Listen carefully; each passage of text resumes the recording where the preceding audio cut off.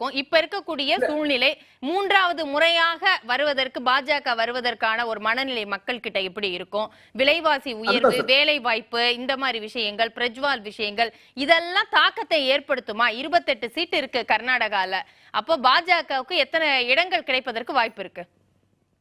தென் மாநிலங்களே பார்த்தாலுமே வலுவா இருக்காங்க அப்படிங்கறத நம்ம பார்க்க வேண்டியது இருக்கு. அப்ப வட மாநிலங்கள் எந்த அளவுக்கு ஸ்ட்ராங்கா இருப்பாங்க அப்படின்னு நம்ம புரிஞ்சுக்கலாம் அப்படின்னு பார்க்கலாம். இப்ப தெலங்கானால சமீபத்தில் நடந்த தேர்தலே நல்ல ஒரு ஓட்டு சதவீதம் கிடைச்சிருக்கு அப்படின்னு பார்க்கலாம். கிட்டத்தட்ட 15% ஓட்டு தெலங்கானால எடுத்துக்கிறாங்க.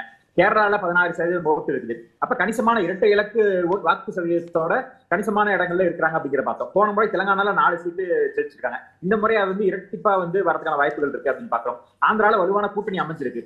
2014 இருந்த ஒரு ஸ்ட்ராங்கான கூட்டணி அந்த முறை எப்படி ஒரு நல்ல கூட்டணி மிகப்பெரிய அளவுக்கு வெற்றி பெற்றாங்களோ அதே அளவுக்கு ஜெயிச்சிருக்காங்க அப்படிங்கிறத பாக்குறோம். அதுவே காங்கிரஸ்க்கு அங்க ஒரு பெரிய பலம் இல்லாத சூழல் இருக்கு. அப்ப ஐஎன்டி கூட்டணிக்கே ஆந்திரால வாய்ப்பு இல்லை அப்படிங்கிறத பாக்குறோம். இப்ப கர்நாடகாலையுமே நம்ம சொன்ன மாதிரி பாஜகவுக்கு தான் அந்த மோடி வேற மாதிரி மக்கள் அணுகிறாங்க. யார் பிரதமரா வரணுங்கிற பார்க்கும்போது தென் மாநிலங்களே மோடி அவர்களுக்கு ஆதரவு அதிகமா இருக்கு. நாடாளுமன்ற தேர்தல்கள்ல பாஜக வாக்கு சதவீதம் அதிகமா இருக்கு அப்படிங்கிறப்ப மோடி அவர்கள் பிரதமர் ஆகணுங்கிற மக்கள் விரும்புறாங்க. தென் மாநில மக்களே விரும்புறாங்க அப்படிங்கிறத நம்ம பாக்குறோம். 2014 2 சீட்டு தமிழ்நாட்டில் ஜெயிச்சாங்க அப்படிங்கிறதையும் பாக்குறோம். அப்புறம் வட மாநிலங்களை பொறுத்தளவுக்கு அந்த இந்துத்துவாவும் தேசிய சிந்தனையும் அதிகமா இருக்கக்கூடிய பகுதியா இருக்கு. அப்ப சொன்ன மாதிரி புல்வாமா அட்டாக்கை வச்சுதான் 2019 ஜெயிச்சதா சொல்லி ஒரு பிரச்சாரத்தை இவர்கள் எல்லாருமே பேசுறாங்க. நம்ம தொடர்ந்து பாக்குறோம்.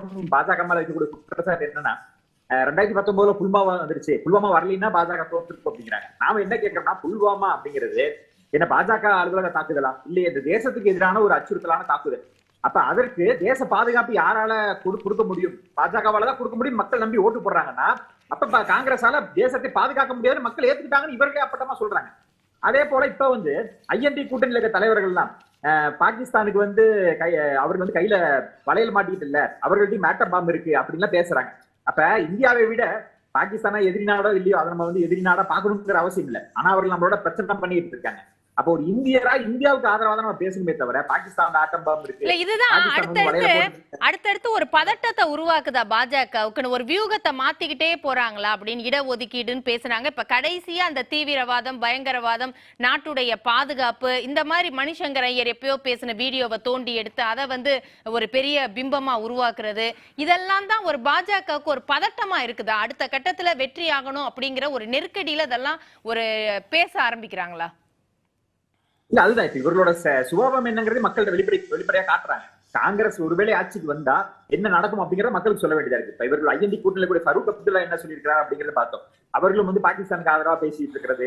இந்த மாதிரி சூழல்கள்ல தேச பக்தி இல்லாம இருக்கு இவர்களுக்கு நாட்டை ஒப்படைக்கணும் அப்படிங்கிற கேள்வியை மக்கள் முன் வைக்கிறாங்க. மக்கள் முடிவெடுத்து ஓட்டு போடட்டும் அப்படிங்கிறப்ப இவர்கள் அதுக்கான கற்பிக்க முடியலையே. நாங்க இந்தியாவை காப்பாற்றுவோம், புல்வாமா அட்டாக் நடக்காம தடுப்போம் இவர்களால சொல்ல முடியல.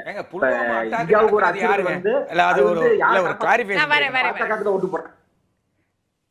புல்வாமா தாக்குதல் நடந்துருச்சு. அப்ப புல்வாமா தாக்குதல் குறித்து காஷ்மீரை சேர்ந்த சத்யபால் மாலிக் கவர்னர் என்ன சொல்லிருக்காரு சொல்லுங்க. திருப்பி அதுதான் சொல்றேன். நீங்க சொல்லுங்க திருப்பி சொல்லுங்க. உடனே சத்தியவாக்கா எடுத்துக்க முடியுமா? அந்த தாக்குதல் நடக்கிற பொழுது அவர் தான் கவர்னர். அவர் எந்த அளவுக்கு போயிருக்காருன்னா பத்திரிகையில எழுதியிருக்கார், பேசியிருக்கிறார். எந்த அளவுக்கு போயிருக்காருன்னா நீங்க தரை வழியாக வீரர்களை அனுப்பினால் ஆபத்து, அதனால வான்வெளியில் அனுப்ப வேண்டும் என்று கேட்ட பொழுது அதை பத்தி நீ ஒன்று பேசாதே என்று சொன்னது. புல்வாமா தாக்குதலும் அதே மாதிரி இருங்க சார், துரைபாண்டியன் சார் இருங்க. நீங்க சொல்லிட்டீங்க சத்யபால் மாலிக் பேச சொல்லிட்டீங்க. எனக்கு பதட்டம் இல்ல, நீங்க தப்பா மிஸ்லீடிங்கா பேசுறீங்க. ரஞ்சித் பேசுங்க. இல்ல நான் கேக்குறதா சரி இப்ப இந்த அந்த சத்யபால் மாலிக் உடனே ரைட் இருங்க சார், சத்யபால் மாலிக் சொல்றதா சத்தியம்ங்கற சொல்லுங்க. மனித புனிதராவே இருக்கட்டுமே.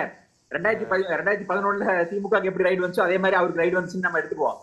இப்ப பாஜகவுல என்ன நான் சொல்றேன் ரூபாய் ஊழல் செய்திருக்கிறீர்கள் என்று சொல்லி இருங்க அவர் பதில் சொல்லட்டும். இருங்க 7.5 கோடி அளவுக்கு ஊழல் நடைபெற்றிருக்கிறது என்று சொன்னதுக்கு பிறகும் எதிர்க்கட்சிக்காரன் மட்டும் ஊழல்வாதி என்று சொல்வது என்ன நியாயம்? இருங்க நீங்க கேள்வியா பதில் சொல்ல விடுங்க. அவர் பதில் சொல்லட்டும். சொல்லுங்க, அதுக்கு சேர்த்து சொல்லுங்க. இருங்க சொல்லட்டும். சொல்லுங்க, நான் சொல்லல, எதிர்க்கட்சி சொல்ல. CAG of India Duraipandian sir இருங்க சார், இருங்க ரஞ்சித் பேசுங்க. இல்ல சரி, பிரதமர் மோடி அவர்கள் தான் பாகிஸ்தான்ல சொல்லி தாக்குதல் நடத்தினார், நீங்க பிரச்சாரம் பண்ணுங்க. 7.5 கோடி ஊழல் பண்ணிட்டான்னு சொல்லுங்க. மக்கள் நம்புறாங்களா? நம்புறாங்க. அதுதான் 2019 பார்த்தமே. நீங்க ரஃபேல் ஊழல் மக்கள் அதை வந்து ஒரு பொருட்டாவே மதிக்கல. இந்த 7.5 கோடி ஊழல்ங்கிறீங்க, அதை காங்கிரஸாலே பேச முடியல. இன்னமும் காங்கிரஸ் என்ன பிரச்சாரம் பண்ணிட்டு இருக்கு? இந்த 7.5 கோடி விஷயம் எங்கேயுமே எடுபடல.